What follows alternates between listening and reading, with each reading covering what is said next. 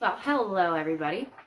This is Mrs. Deutsch, and we are back once again for this week's remote art classes, straight from my at-home art studio. We have 2 lessons planned for this week. You can participate in one or both, up to you. And as I will be doing this primarily through YouTube going forward, you can do them at your own pace, okay? So to start it off this week, we are going to be creating this lovely rainbow colored line landscape. This is a great lesson for elementary age, but up, because we're going to be talking about a lot of important art terms. We'll be discussing 4 of our very important elements of art. There are 7 of them total, and this lesson encompasses color, line, space, and also a little bit of texture. So those are the 4 elements of art that we will be talking about with this lesson. But we'll also be talking about some other fun art terms, like what a silhouette is. We'll be discussing a little bit about our warm and cool color families. So if you're ready to create this beautiful rainbow line landscape right along with me, get ready. The supplies you'll need for this lesson are paper, pencil and eraser. You'll want a black marker, and you will want some markers in our rainbow colors. That's going to be red, orange, yellow, green, blue, and purple. Outside of that, if you want anything special like a circle stencil to make your sun, that's up to you, but these are the bare minimum essentials that we need for this lesson. All right, let's get started. I'll see you soon. Bye. Okay, we are back and ready to begin this lovely rainbow line landscape. We've got our silhouetted trees, our rolling hills, and our beautiful sunrise or sunset, however you want to think about it, sky. Some of the essential things that we want to talk about really quickly is why our trees are like this. They are in silhouette. And a silhouette is a sort of illusion that occurs when something is lit very brightly from behind. So in this case, the trees are in front of our sunrise, so they are lit from behind. And what happens in a silhouette is all you can see is the shape and the outline of the object because it's lit so brightly. So that is how we are going to think of these trees. They are in silhouette because they are so brightly backlit by the beautiful sun. I chose to make my trees the way they sort of look still now. They still look, for the most part, like winter trees. We don't really have any leaves or buds springing up on them yet because of this crazy weather. But if you would like to make your trees more springtime or summer trees, you can feel free to make that creative change. Let's get started on the basics with this. I am going to start in pencil as always. My reminder to you, I will be drawing dark so that you can see it show up on the monitor.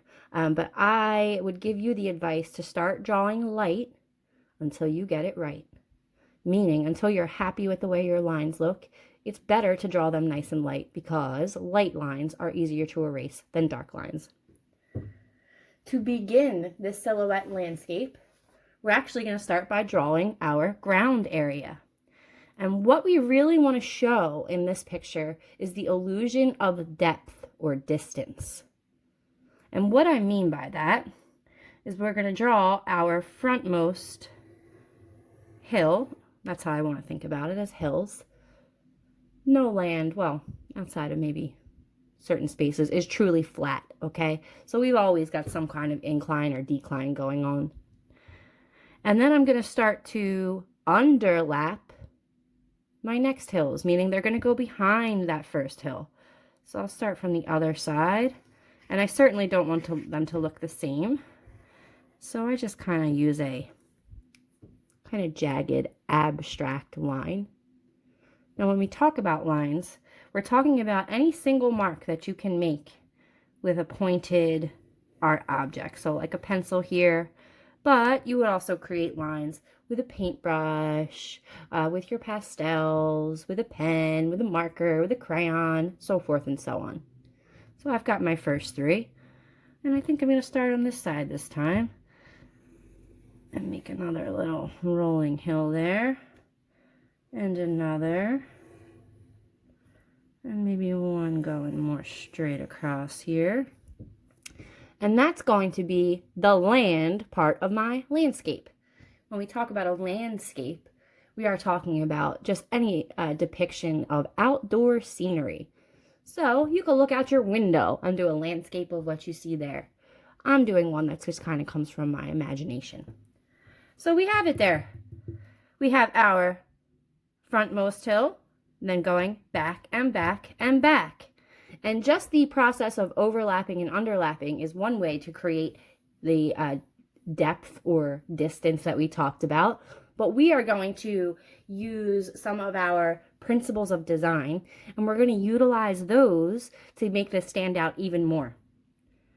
So one of our basic rules is the rule of perspective. And perspective is just a fancy way of describing how things appear to your eye from where you are. So your perspective changes as you move around, or as you turn your head or move your eyes. But one of our basic rules of perspective that we can kind of use to help create our optical illusion of distance on a flat piece of paper is a basic rule of perspective, which is that as objects get closer to you, they appear larger. And as they move away, they appear smaller. So if we are using trees in this instance, we want our tree on our closest hill to be the largest. And we want our tree on our farthest away hill to be considerably smaller. And when your eye looks at this, this will automatically tell you that our back tree is further away, even though it's sitting on a flat piece of paper. So to draw our trees, and we're going to start with the big one, because I think it's easier to draw bigger than smaller. To make our trunk, we just want 2 vertical lines, not straight, because a tree has good texture, meaning it's got a nice bumpy feel to it, usually because of the bark and the little knots that grow out of it. And then to make our realistic 3D tree, meaning we don't want any little stick figure trees, even if it's a bare tree, we are simply going to use the letter V to help us branch off our branches. So every time you want your tree to split, you're going to add a V, and that's going to help you direct where your branches go. Maybe you want a tree to split into 3. 2 V's. And it is going to be absolutely fine if our tree goes off the page, because that's going to just help the illusion that this tree is very large, so large that we can't fit it on the paper. We don't want to take up the whole page with this tree, because not only do we have another tree to add, but we want to make sure we leave lots of room for our beautiful rainbow colors in our sky. So wherever I want my branch to end, I'm just going to make a little point there. So I can keep going and adding my V's to help me branch off my tree, adding points where I want my branches to end, until I have a shape that I'm happy with. Now, you'll be hard-pressed to find any 2 trees that look exactly the same in nature, so I don't expect your tree to look like mine. And I don't expect your one tree to look like your other tree. Make your tree however it makes you happy. When your eye says it's right, it's right. Once again, we can have some branches that overlap or underlap if we want, or we can just end them if we're not sure how to do that. But I'm just going to keep making my branch lines with my little V's to help them close off till I've got a nice full tree. And I think this is going to be about it for this tree for me. If you want to make your tree more full than mine, go ahead. If you want your tree to be scrawnier than mine, that's fine too. So there's the basic silhouette of my first tree. We're going to put our second tree on the farthest away hill. That means it's got to be a lot smaller than the tree that we started with. which we're going to take a second, and erase our hill lines from behind it. Don't worry if you can't erase them completely or near completely. We will be coloring this entire tree in black, so you're not really going to see it anyway. You're not going to see it at all anyway, I should say. Okay, so, but we can still try. I want to add my second smaller tree to my back hill here. I can have it sitting on top, or I can do what I did here and kind of have it growing out of the hill. It doesn't matter as much because this is in the background and we're not going to be able to see as much detail. So as we can see, I'm making this one much smaller. Okay, do we see the trunk size compared to this trunk size? And I'm going to once again make my nice V, make my other smaller V's. And just like I did before, only a smaller version, I am going to use V's to make my branches branch off. And I am just going to end them in points when I think they are done. This is a smaller tree, so we want to keep it smaller. We want to make sure we don't accidentally make it bigger than our other tree.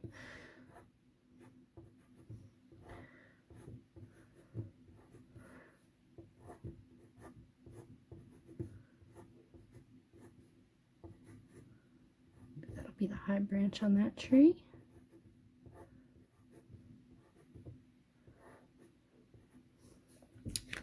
So we've got our nice big tree here and our small tree in the background. So we've already created the optical illusion of distance. This tree looks like it's close. This tree looks like it's far away. They're both situated on exactly the same sheet of paper. Got a little lighting issue here. Let's see if I can correct that a little bit.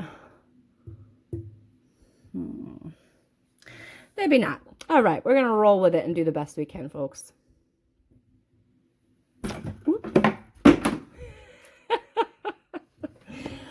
Oh boy. Okay. So, we've got the basic drawing part of this is actually now complete. Actually, one more little thing. We do want to add our sun. I draw this very light because we are going to be drawing our sun or coloring our sun yellow. Yellow is not going to cover up our pencil lines as well as our black marker does. In my original, I have my sun close to the hills, okay? You can put your sun wherever you'd like. As long as you continue just to do the lines around it, it's going to have the same effect. So maybe on this one, I'm going to put the sun somewhere different. Now, Mrs. Deutsch is pretty good at drawing round things. If you are not so good at drawing round things, you can feel free to trace anything, like a pencil eraser, or maybe you've got an actual circle tracer. Whatever you want to use, and I did say eraser. This is a pencil sharpener, sorry. Whatever you want to use to get your round shape is fine. This is what I like to do it freehand because it's good practice. So I basically just draw my curves until it looks like a circle to me. Is this a perfect circle? Probably not. I'm not going to measure it because I really don't need it to be perfect. It looks like a sun to me. Okay. This is the drawing portion of this is done. We could put our pencils away if we wanted to. Although we're not going to because we always might want to erase something or change something. But the first thing we actually want to do now is take our black marker, and you can use something like a fine line washable, or you can use something more permanent. It really doesn't matter. They are both going to work just fine. I'm actually going to use this because I feel like this is what most of you will have your hands on, and I want you to see that it works just great. Okay, so I'm going to start by just outlining the tree I drew. And once again, because no two trees really look the same, because our trees have such good natural texture because of their bumpy bark, we don't have to worry about it being perfect at all. we are just going to do our best to outline the lines that we drew. Oh, and I forgot to close a branch there. So I'm just going to close it with my marker. If you're not comfortable doing that, feel free to do it with your pencil and then move on. But I don't want my lines to be too straight. I want them to have little kind of bumps and curves, because that looks more realistic to a textured tree. Trees aren't smooth. They're not perfect. They have little weird sticks and branches that come out of them, especially in the springtime when a tree is coming back to life after hibernating during the winter. So I'm just going to do my best. Any pencil lines that I don't trace perfectly, that's okay, because I can just go in with my eraser and cover up anything or rather erase anything I don't like. Or I could retrace them with my marker. Since we are coloring this solid black to show that it's in silhouette, you won't be able to see any little mistakes like that. That's why I like this project. It's very, very forgiving of mistakes. In art, I really don't like to say that there are mistakes, though. We have our kind of little happy accidents that happen sometimes, as Bob Ross used to say. But the good thing about art is we can have our own personal style. We can do things our own way to show people how we see things with our eyes, our vision, our perspective. And that's going to be unique to every person. So I have my first tree outlined. I'm going to get my second tree outlined.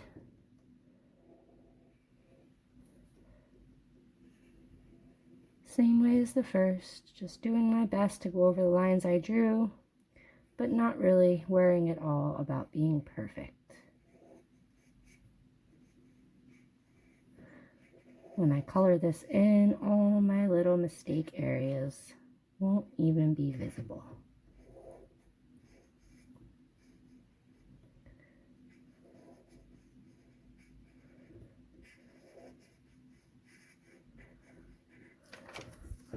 All right, so I've got two outline trees.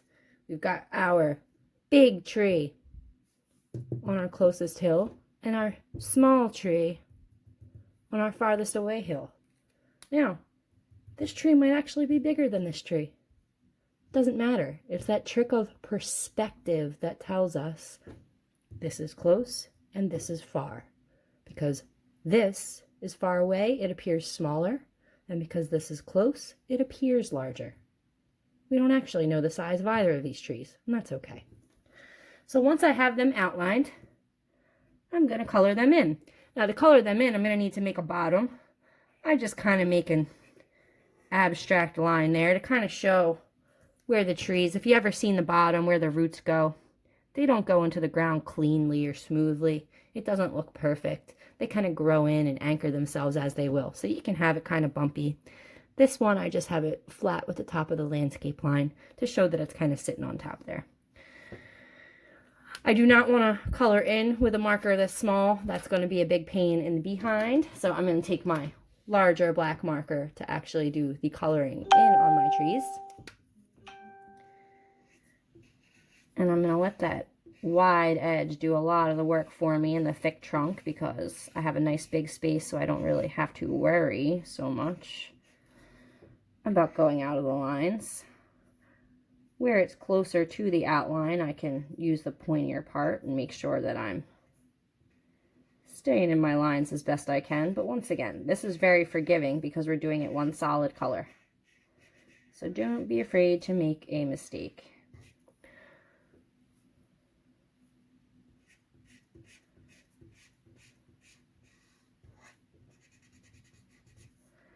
When I use markers, I really like to go in one direction, either up and down or side to side, because I think you can tend to see some little lines when you color with marker. Not so much with black because it's so dark, but maybe sometimes with other colors. And oh boy, I might be breaking my own rule because this marker just appears a little dry. You want a secret for your for making your markers last a little bit longer. Maybe we'll do that in another lesson. I do it now, but I don't have the things I need right here, and I don't want to stop for this.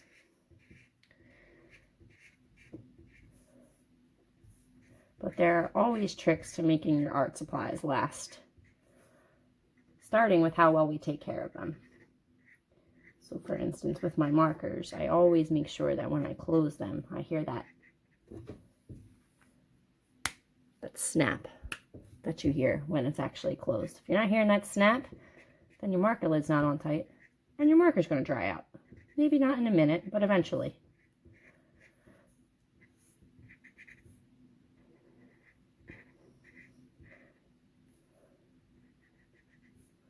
So once again, I want to use my pointier tip of my marker when I get to these smaller areas and the branches for sure. I can even go back to my smaller marker if that makes me feel more comfortable, like I'm able to get into these little areas better. Different tools for different things.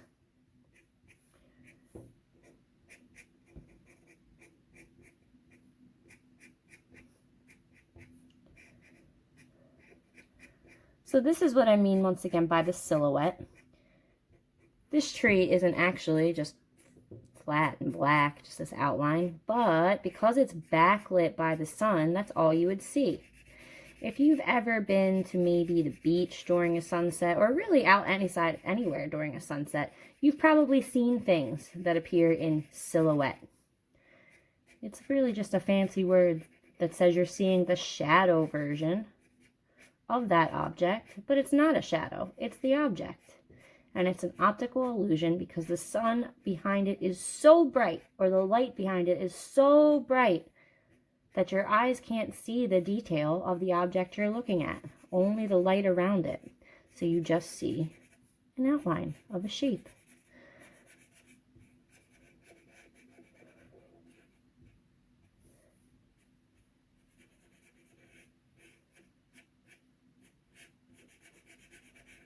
But a silhouette is a good idea if you're learning to draw something that's really, really complex and you don't have the details down yet. Just put it in silhouette and it'll be a little more forgiving. So I've got my one tree filled in. I'm definitely going to use the small marker for this small tree because this is a smaller area and that big marker is just going to make me make all kinds of mistakes. If you have only big markers, that's okay. Just make sure you take your time. Do your best to stay in the lines, but if you go out, it's not a big deal because the whole tree is black.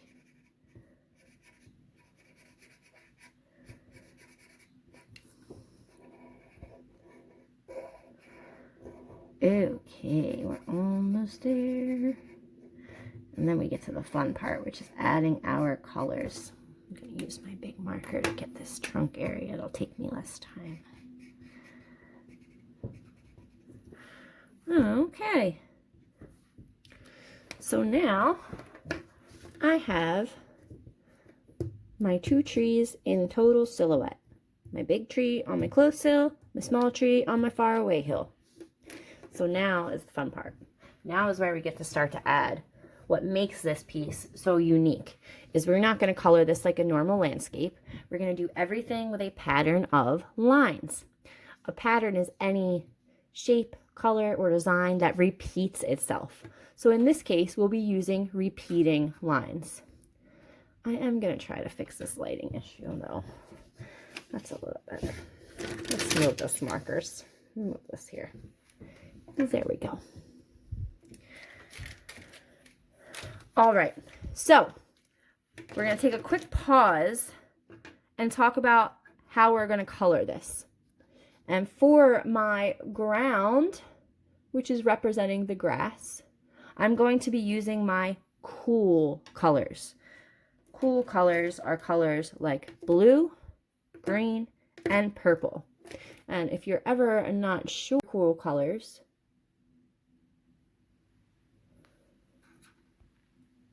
there's a handy little trick to remind you. Think about things that are cool, like grass, like ice and snow, and they'll remind you of your cool colors. So since we're doing the cool grass, we'll be using our cool colors. For our sky, specifically our sunrise or sunset sky, however you want to think about it. I'm really sorry, I keep making those loud banging noises. I'm just knocking all my supplies over. Don't mind me. We'll be using our warm colors. Colors like yellow, orange, and red. If you're ever trying to remember your warm colors, you can think of objects that are warm, like the sun, like fire, and those will remind you. Yellow, red, orange, okay? So our warm colored sunrise sky will be done in orange, yellow, and red, and our cool colored grass will be done in purple, green, and blue.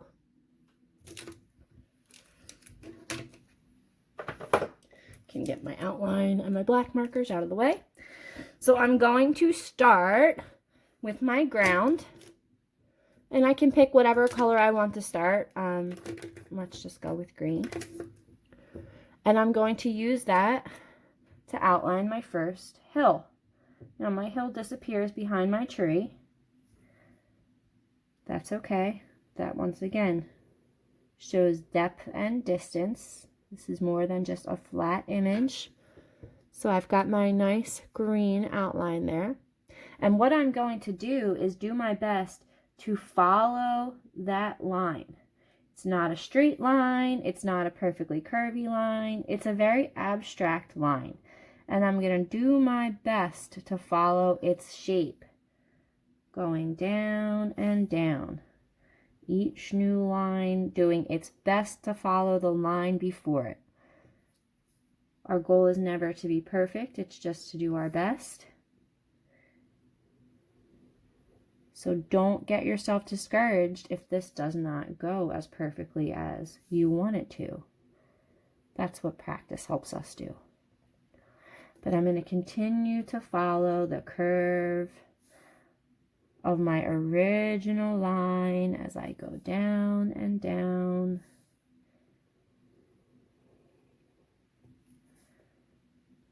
I do want to try to do it in one stroke. That's the way to make my lines look nice and clean.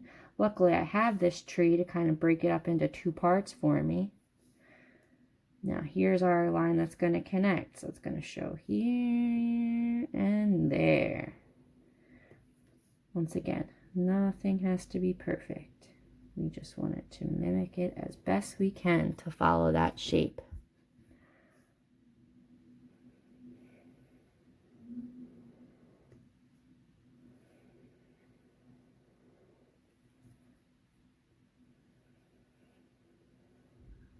All the way to the bottom page.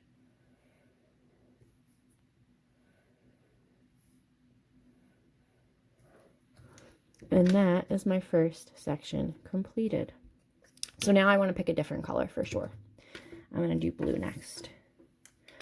And I'm going to do my second hill, which goes behind my first hill. Doing my best to follow the line I originally drew, but if I don't do it perfectly, that's what I have my eraser for.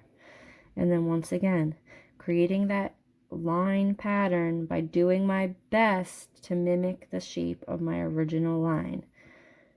So where it curves, I curve. Where it's straight, I go straight. The best I can. Doesn't have to be perfect. I just want to follow the shape, trying to keep my spacing even. I feel like it gets easier the more you go down and you start to build your little muscle memory of what you're doing.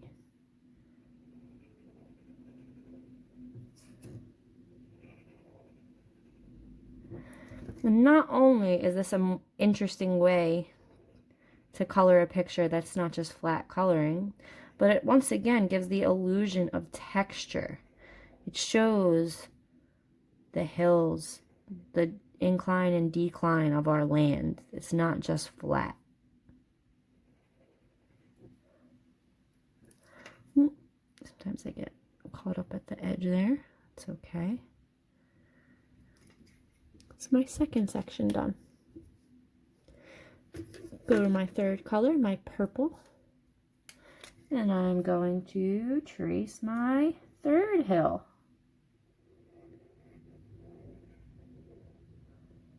And now once again, I'm going to do my best to follow the curve of my original line to create my own unique line pattern.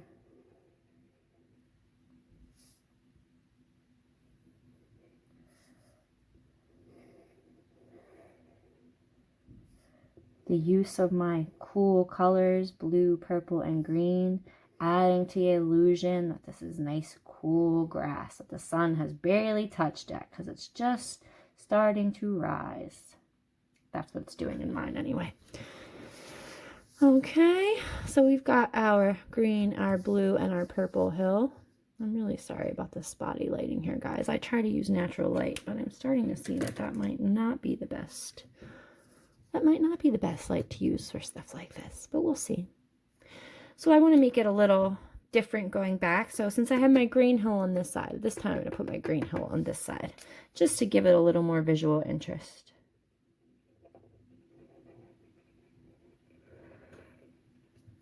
So once again, I trace my line. It's not perfect, but that's okay because I have my eraser. And continuing to just follow the shape of the terrain or the ground that I drew by mimicking the same bumps and humps and dips in my lines. Doing my best to make it one continuous stroke with my marker. Nice clean lines. Okay, we'll go to blue. I would do this purple, but this is purple and I don't want it to look like one hill. So I'm going to do this blue because nothing that it's touching is blue.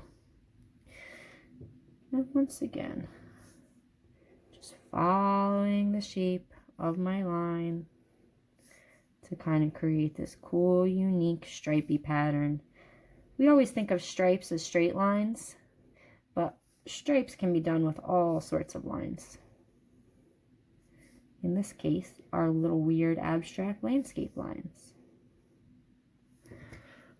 Okay, and finally we have our last hill, which is going to be another purple hill.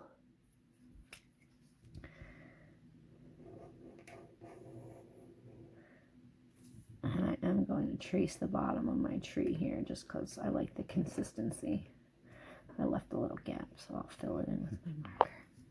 And once again, for the last time on our smallest, aka our furthest away, I'm just going to do my best to follow the shape of my line.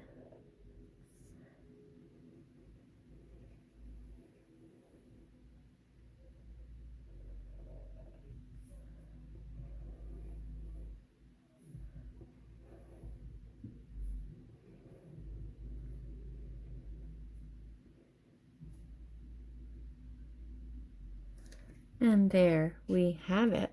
We have our nice rolling, sprawling hills in our beautiful line landscape. We've got our nice big silhouetted tree on our closest and our small looking silhouetted tree on our furthest away hill. So now it is time to do the same thing, but in our sky, and we will be using our warm colors, yellow, orange, and red, to invoke the warmth of our beautiful sun. Once again, for my sun, I'm going to use a bigger marker just because it'll be easier to fill in that shape. So I'm going to do my best to trace my shape with my yellow. Now you can see a little bit of my pencil line because I draw dark. It will still erase, at least for the most part, under, or yeah, it'll erase under my marker. So I don't have to worry about that. So I've got my sun. Remember, you do not need to place your sun where I placed mine. If you want it to be sunrise and it's just peeking over the hill, you can do a half sun. If you want it to be on the other side of your paper or smack in the middle, however you want to put your sun is fine. It's just going to change the way your lines look a little bit. So for instance, in my first one, we had the sun close to the hill, so everything kind of radiated out. Let's see how different it looks by changing the placement of my sun. But we're still going to do the same thing. So we started with yellow. So that's going to be the first color that we trace around our sun with, is our yellow. It's not the easiest to draw round, so take your time, go slow, but most importantly, don't worry about it being perfect. We might make mistakes. It might not be perfectly round. This certainly isn't, but it's okay, because when everything is done, when it's all together, you're not going to see tiny mistakes like that. You're just going to see how beautiful your overall piece looks. So I'm going to keep tracing, this time round lines, around and around. I try not to lift my pen up, but it does happen sometimes. And I want to get a good amount of yellow on there, but I also want to make sure that I am leaving plenty of room to get my orange and red in my sky to really give that illusion. You can just draw right over your black, or if you want to be careful and go around it, that's fine too. It is going to start to go off the paper. That's okay. It should happen because we'll be filling our whole space in. I think that's enough yellow for me. If you want to do more yellow and less orange and red, that's a personal choice. For me, that's enough yellow, and I'm going to move on to my orange. So same, I'm going to start at the top because I feel like that's going to be the easiest place now that I have a set end and start point. But once again, I can just go right behind my trees. It's not going to cover up my black at all. Okay, and I still just want to keep drawing and tracing, not tracing, but kind of mimicking that shape of the curve before it. Going around and round with my orange.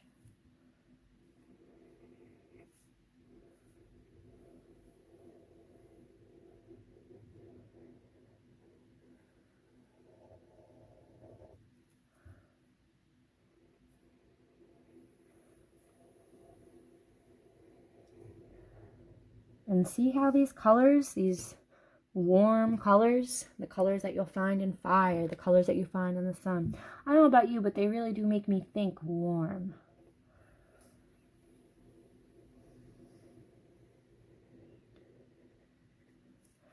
And I think maybe one or two more orange, and then I will move on to my red.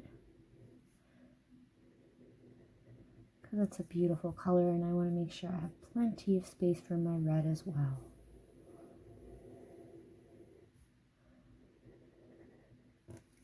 It's enough orange for me. So the rest of my space, of my sky, I will be filling in with red. Let's move these. Let's see that a little better. Once again, guys, I'm still kind of learning with this process, so feel free to leave me any constructive criticism on, you know, the look of these tutorials. If you're having trouble with the angles or the lighting, you can feel free to let me know that. But here we go. Same thing with our red. I can go right over my tree. It's not gonna hurt it. And I'm just gonna keep going, extending my concentric, meaning moving outward, circles that mimic my sun line. It's going to start to disappear behind the hill. That's okay. It's exactly what it should do.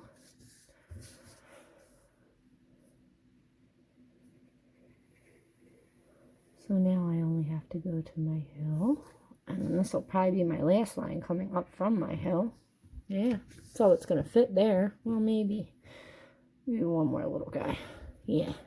So now we're mostly just working on this side of the page, so I can just start to make some nice, easy, curvy lines. It's good to just go right over the tree because then you end up with your lines in these spaces here that really give the illusion that you're viewing the sky through the trees, just like you would in real life.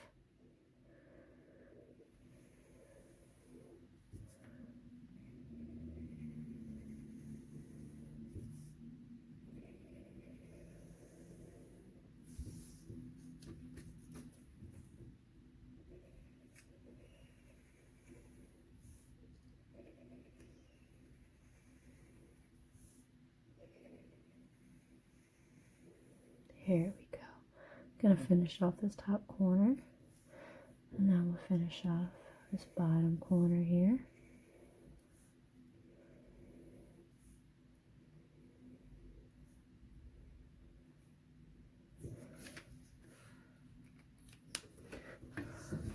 And voila, voila, whatever.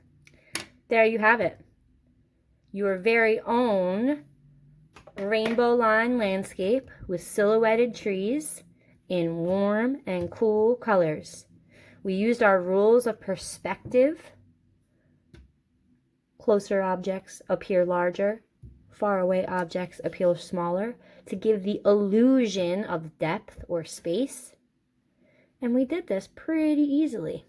Now my final step, as always, is going to be to erase some of my stray pencil lines that are going to make my image look messy.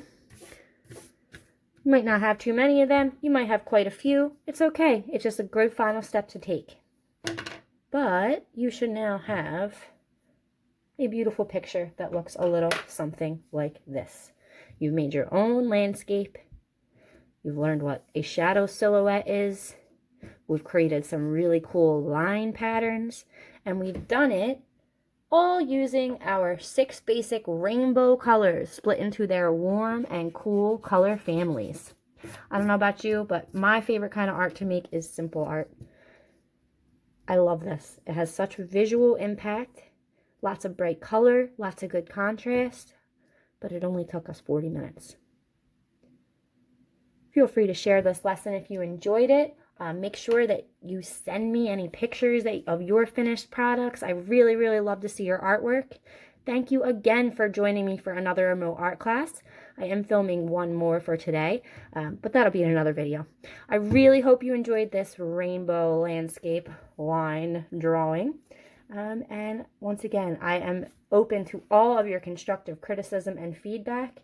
I'm trying to figure out why it won't let people comment on my channel yet. I do have the comments open, but I don't know if it's because I'm a new channel or what, but they're appearing as closed no matter what I do. So I will try to figure out a way for you to give me feedback other than Facebook or Instagram, which I will link my details there in the description of this video. But thank you really once again for joining me for another class. I hope you learned something. I hope you enjoyed it, and I hope you made something that you're proud of. If it didn't come out great on your first try, you can always try again. Keep your chin up. Perfection is never your goal. It should just be to make something that makes you happy. Have a great day. Thanks for learning with me, and I will see you next time.